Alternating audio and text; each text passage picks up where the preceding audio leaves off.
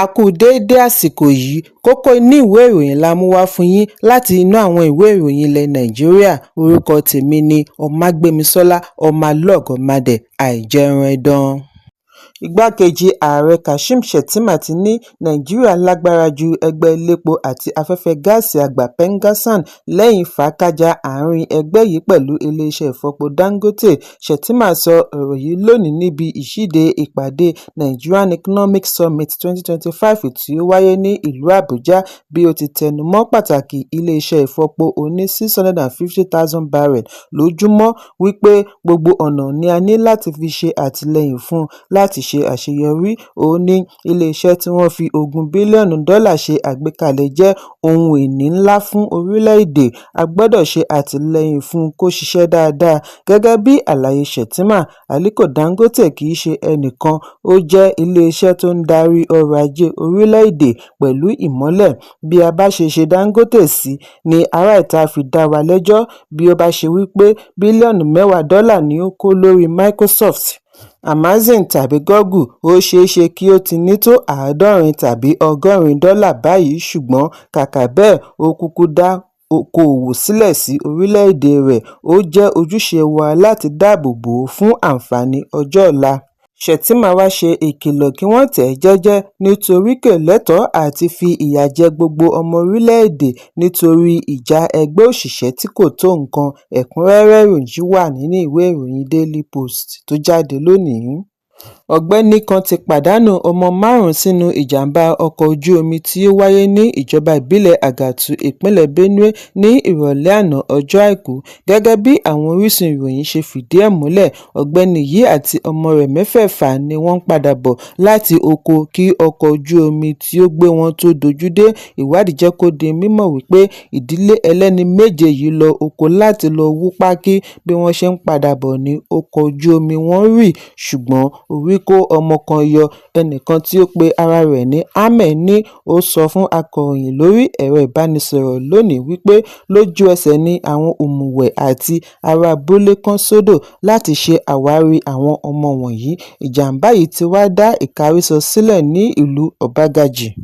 Alága ìjọba ìbílẹ̀ Melvin James fìdí ìṣẹ̀lẹ̀ yìí múlẹ̀ wípé mọ̀lẹ́bí 7 ni ó wà nínú ọkọ̀ nígbà tí ó rì, tí ọmọdé 5 fi di olóògbé.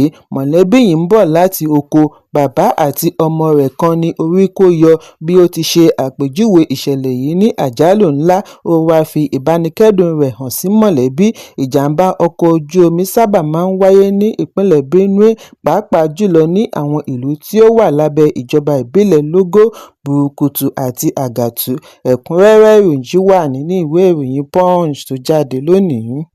Gómìnà ìpínlẹ̀ Abia Alex Otti ti fèsì sí ọ̀rọ̀ tí igbákejì agbẹnusọ ilé ìgbìmọ̀ aṣojú-ṣòfin Honorable Benjamin Kalu sọ wípé ìpínlẹ̀ Abia ń gba láàrin bílíọ̀nù 28 náírà $38 billion sí $40 billion $40 billion láti àpò ìjọba àpapọ̀. Otti ṣàlàyé wípé gbogbo owó tó ń wọlé fún Abia lóṣù láti ọ̀dọ̀ ìjọba àpapọ̀ títí kan owó ìjọba ìbílẹ̀ kò ju $15.625 billion. Fún ọ̀pọ̀ ìgbà ni Otti fi sọ ọ̀rọ̀ yìí níbi ó ti ń bá àwọn alátìlẹyìn rẹ̀ sọ̀rọ̀ níbi ayẹyẹ ọdún òmìnira tí ó wáyé ní Umuahia, níbi tí ó ti ṣe àkàwé owó tó ń wọlé láti ọ̀dọ̀ ìjọba ìsinyìí sí ti ìjọba àná. Nínú àtẹ̀jáde láti ọwọ́ amúgbálẹ́gbẹ̀ẹ́ gómìnà Ferdinand Ekeoma ni Otti ti ṣe àpèjúwe iye tí igbákejì agbẹnusọ dárúkọ ní àṣìkà tí ó lè ṣìyàn lọ́kàn. Gẹ́gẹ́ bí àtẹ̀jáde tí wọ́n pe àkọlé rẹ̀ ní ìṣèjọba ní Abia, àlàyé fún àkọọ́lẹ̀, ni Otti ti fi ẹ̀hónú rẹ̀ hàn lórí iye tí wọ́n dárúkọ láì ṣe ìṣirò rẹ̀ dáadáa. Gómìnà ní pẹ̀lú pàṣípààrọ̀ owó ilẹ̀ òkèèrè tí ó kúrò ní $460 ní ọdún 2023 bọ́ sí $1,500 lọ́wọ́lọ́wọ́, ìṣèjọba rẹ̀ ṣì rọ́jú ná owó tí wọ́n pín wọn dáadáa láti fi ṣe iṣẹ́ àkànṣe àti sísan owó àwọn òṣìṣẹ́. Lára rẹ̀ ni ti owó oṣù òṣìṣẹ́ tó kéré jù tí wọ́n ṣe àlékún kúrò ní $30,000 bọ́ sí $70,000. Bí wọ́n ti gba 5,000 olùkọ́ lékún sí àti ẹ̀ka ètò ìlera. Ẹ̀kúnrẹ́rẹ́ ìròyìn wà nínú ìwé ìròyìn Vanguard tó jáde lónìí. Ikọ̀ ọlọ́pàá ìpínlẹ̀ Delta ti ṣekú pa àwọn afurasí ajínigbé bí wọ́n ti rí ohun ìjà olóró ọwọ́ wọn gbà níbi ìkọlù sí ibi kọ́lọ́fín wọn ní àríwá Ughelli àti ìjọba ìbílẹ̀ ìwọ̀-oòrùn Ethiopia.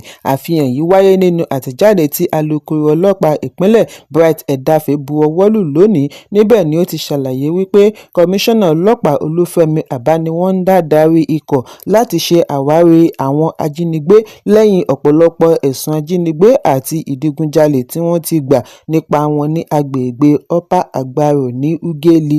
Pẹ̀lú àṣẹ yìí ni wọ́n fi ṣiṣẹ́ wọn dé ìpínlẹ̀ Rivers àti Imo tí wọ́n fi rí ọwọ́ tó Abubakar Musa ẹni ọdún 28 ní ìlú Àjàṣẹ́, ìjọba ìbílẹ̀ Ìrẹ́pọ̀dùn ìpínlẹ̀ Kwara ṣùgbọ́n tí ó ń gbé ní agbègbè Àbájọ ní ìlú Port Harcourt àti Yusuf Saleh ẹni ọdún 25 láti ìlú Rimin Zion ìjọba ìbílẹ̀ Toro ìpínlẹ̀ Bauchi ṣùgbọ́n tí ó ń gbé ní agbègbè Owerri Tuntun ní ọjọ́ 2 àti ọjọ́ 4 oṣù kẹwàá.